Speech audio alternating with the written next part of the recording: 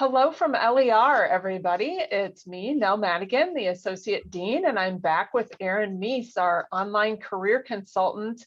And we are working on our next video to give you some tips to help if you've been displaced from your job, or if you're in your job and you'd like to go find that perfect dream job. Excellent. Well, and what we'll cover here today is using your school network. So even if it's been years since you've been on campus, how you can start today to really tap into the school network, how you can really start reframing how we look at networking, because I think networking gets a stigma sometimes, and it keeps people from taking action on it. So how can we adjust that paradigm a bit? And then also just how to stay connected with others and how to continue to add value. Awesome. So now, yeah, I think the obvious one, but one that folks don't often think of first, is that your alumni network is amazing and you should use it. And hopefully we'll give you some tips to use it well. But there are over 3,500 LER alumni, and LinkedIn is probably the best place. In a lot of situations, it's even better than our own internal record keeping, because when you change jobs, the first group that you notify is LinkedIn. And so be sure that you're active, be sure you're following the school page. We share jobs there, we share accomplishments and articles from alumni. We also have a group for the school where we really concentrate on sharing jobs. And a lot of those jobs will be more early career, but we have things all over the board. And I think that you can begin to make yourself known in those forums, and then use that to network well. And Erin's going to talk a little bit more about what that looks like. But I always tell our students, when you're reaching out to other people from LER in these situations and talking to them about their career, they feel fondly about it and they're going to make time for you. So this is a good fertile place to begin the hunt. absolutely. Well, and when it comes to networking too, I think the resistance I come across with students a lot of times is around, gosh, I don't want to feel like I am holding out a sign saying that I'm looking for work, or that, hey, can you please hire me? And what I love about even just starting off with LinkedIn is that it doesn't take a whole lot of energy out there to put an invitation out to someone, but taking just a minute or two to customize it and to really look at why it is you're reaching out to that person. So are they in a part of the field that you are interested in, or that you have experience in?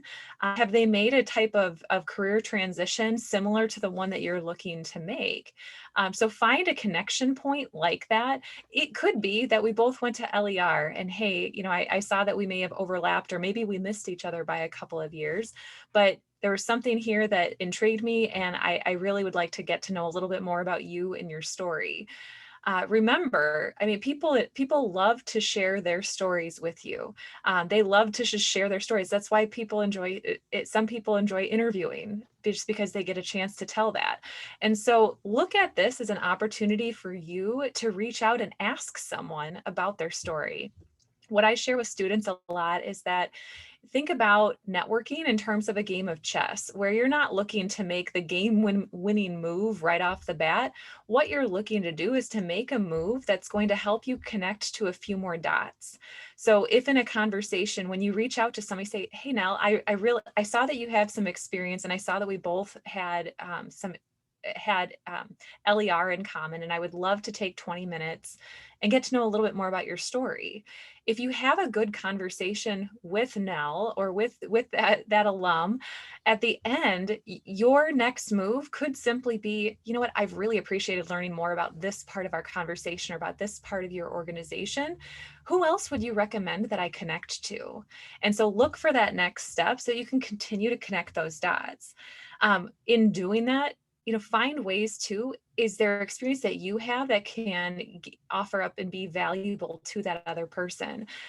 So find a way that you might be able to add to the value of that discussion, and it'll make those doors open much, much faster. Absolutely. I think what you said is about don't just thank them for their time and hang up, but ask who else you should be talking to, and then repeat this process, because then your network grows exponentially. I think, the key from there is to stay in touch with these people, not to just pop up and say, hey, I need a job, and then go to ground. I think you want to stay in touch. I think you find out those connection points, and it could be you're from the same hometown, you have a love of wilderness hiking, you like the same baseball teams or something like that.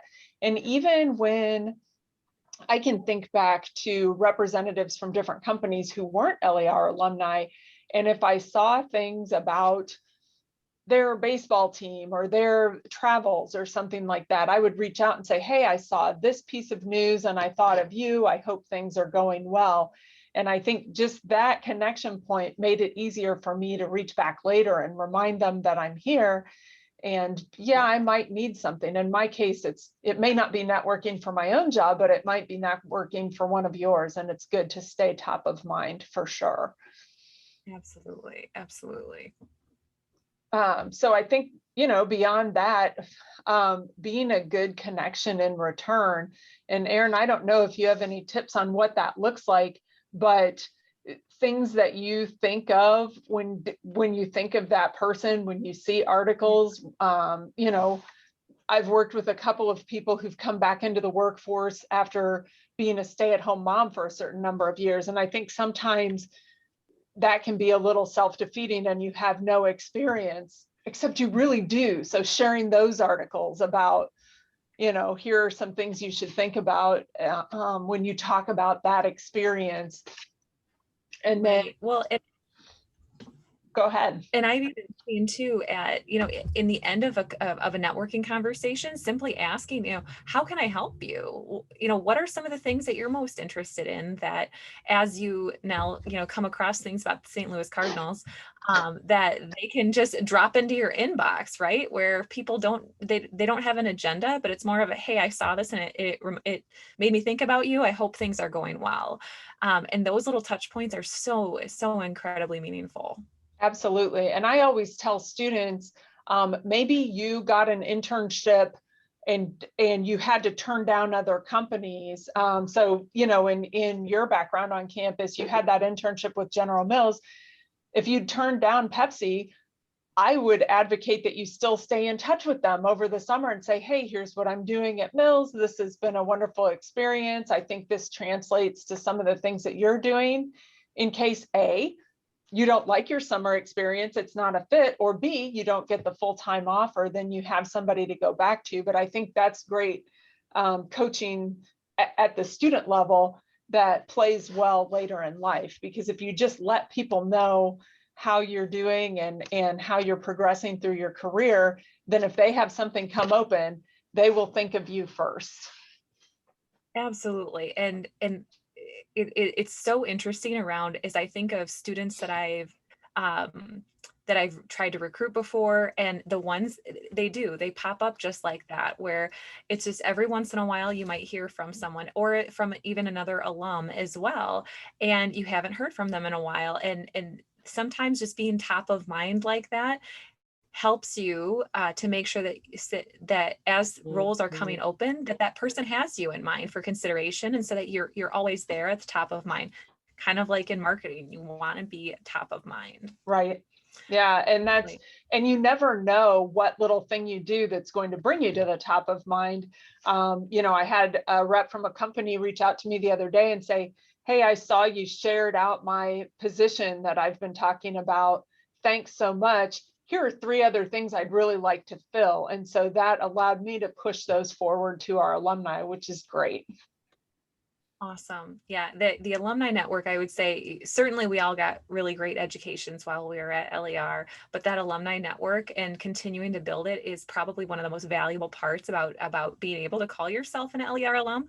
So, just starting to reach out, even if you set your goal for one person a week that you just reach out to. That doesn't mean that you have to have that meeting that week, but just reach out to someone and start to build your network if that happens to be an area that you struggle in keeping yourself accountable to do. So Set the Absolutely. small goals and get after it. That's right. Hopefully right. this will help you guys out. Yes.